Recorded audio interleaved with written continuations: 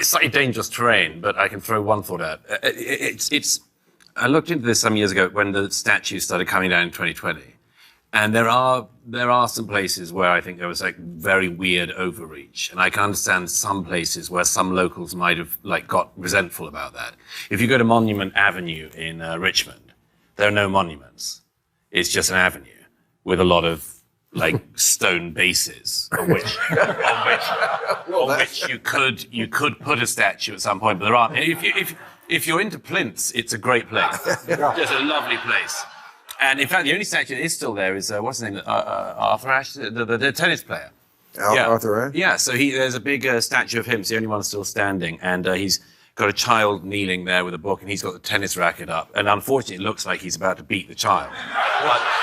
But it's just, I can... In order to analyze important themes influencing contemporary culture, Bill Maher, a seasoned host renowned for his sharp wit and thought-provoking conversations, invited a panel that included British author and cultural critic Douglas Murray. They discussed everything from the complicated dynamics of public health and economic injustice to the cultural backlash against historical reckonings. The discussion shed light on the social conflicts that underlie these arguments and the larger effort to balance tradition and development. Marx's signature capacity to question ideological rigidity, combined with Douglas Murray's sharp criticism of cultural and political changes, allowed for the inclusion of complex viewpoints. Their conversation emphasized the need to confront painful realities while highlighting the challenge of finding compromises in a divided society. Their perspective elevated the panel's conversation beyond a simple analysis of current affairs. In a time of conflict and dissatisfaction, it was a demand for deliberate, knowledgeable conversation. Let's wait and see. My point is, I can understand if I were a local, I might have got a bit annoyed about this. Yeah. But I think it's worth remembering that the Confederacy celebrated slave owning, and these statues weren't built during the Confederacy. Sure. They were built when the Jim Crow laws were being enforced and segregation was really being enforced. So I think we need to know our history and honor our history, but I can understand how it would be tough to live in a town that is celebrating people who really thought that slavery was a great thing. Well, everybody thought that, by the way. I mean, I agree. Now, first of all, to re-put the statue up? No, that's sure. Great. I mean, But you can do what museums call retain and explain. I mean, you say we need to know our history. How are people going to know their history if there's no statues representing anything that happened except for one side? I mean, in most countries, like France, for instance, France said in 2020, the president himself said, we will take down no statues, we need to know all of our history. And that's in to explain the Soviet Union, should they have kept the statues of Marx and Lenin up after Russia became a republic? They did. I've been to them. There are lots of the former Soviet republics put all the statues in a park, for instance, where you could then go to look at them. A museum would be great. Right, it is. But a lot of the statues we're talking about are not explanations, they're venerations. Sure, celebrations. Exactly. And if they're celebrating, as you just spoke so eloquently to, if they're celebrating things like slavery and the Confederacy, then I think it's worth having a conversation about whether they belong.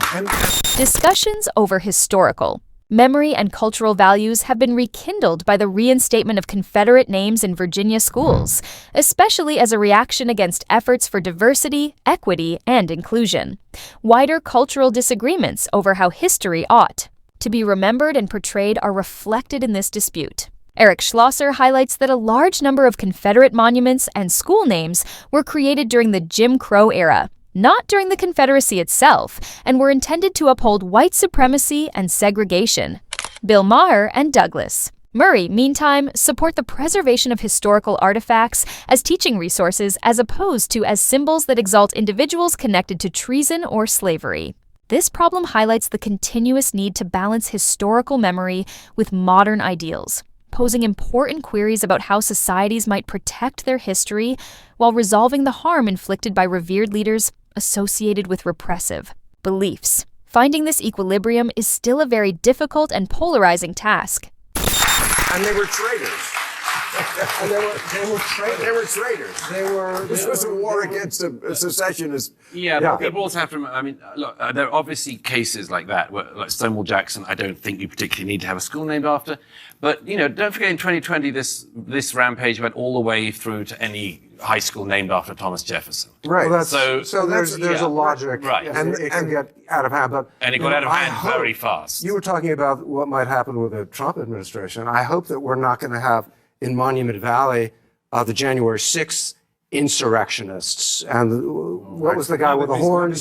Statues of those rebels. I could see But it. he will get them out of jail. Absolutely. Yeah, absolutely. He will pardon them. But I mean, again, on the slavery thing, don't put up statues of traitors who supported slavery, but also teach kids the truth. Yeah. Slavery was a horrible thing that everybody in the world did, including people of color in other parts of the world. It's all through the Bible. Every civilization did it. They didn't even think it was wrong. There's no laws against it in the Bible. There's a lot of laws about it, and nobody ever goes, oh, maybe we should just not do it.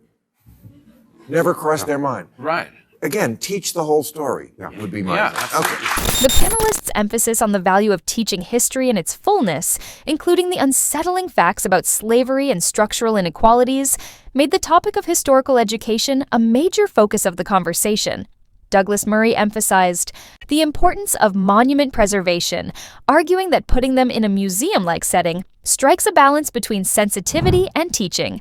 This method promotes a greater comprehension of historical events and their ramifications by pushing cultures to face the complexity of their past rather than ignoring it.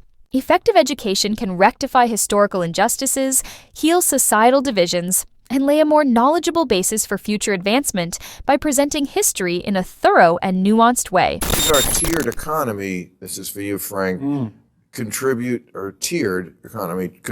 people's sense of grievance. Oh, yeah, that's in your book. Yeah, no, I write a lot about that in the book. I think one of the things that's happened to us is our economy has become such an engine of envy, right? Our service economy is tiered in a fine-grained way that it never was before. When I was a teenager and I went to a rock concert, I remember getting up at 3 a.m. and going to the Hartford Civic Center, what it was called at the Who time. were you seeing? I have to know. Queen. And I'll tell you, right, but here's the thing, there were basically 3 sets of seats. There were 3 ticket prices. Right. And if you wanted to sit, as I did, close to the stage, I got 8th row. What you did wasn't shell out $10,000 or more as people do for one of the like 250, 350 prices for a Taylor Swift ticket. You actually went in a quasi-egalitarian way and you stood outside online. Got into the 8th row, caught Freddie Mercury's tambourine when he threw it out at the end of the show. Those were. I still got it. So what happens? I ended up losing it over time, which is a terrible Suddenly story. it's the Kelly Clarkson show. But you take the Taylor Swift concerts as an example, right? People are paying so many different prices, and then they are going on their social media feeds and they're posting pictures of how close to the stage they were. Sometimes it's a family of 6. You're looking at $10,000 shelled out for one evening. Sure. We are more aware of the people who live on the echelon above us, the echelon above them, the echelon above that. It is in our faces in social media all the time, and I think it fills us with envy and drives us apart. It's part of our grievance culture. Yes. The conversation about the grievance culture and the tiered economy emphasizes how growing economic disparity, exacerbated by social media, feeds animosity and division. Frank Bruni discusses this by using instances such as the exorbitant cost of Taylor Swift tickets, which demonstrate the rise in economic inequality and exclusion. This is made worse by social media, which continuously highlights the advantages of the wealthy, intensifying emotions of dissatisfaction and inadequacy, among other things. This discussion demonstrates how consumer culture and inequality undermine well-being and social cohesiveness. If you found this analysis valuable, don't forget to subscribe and hit the notification bell for more discussions on cultural, social, and political issues. What's your take on historical education, inequality, or cultural backlash? Share your thoughts in the comments. We'd love to hear from you. Thanks for watching and supporting our community.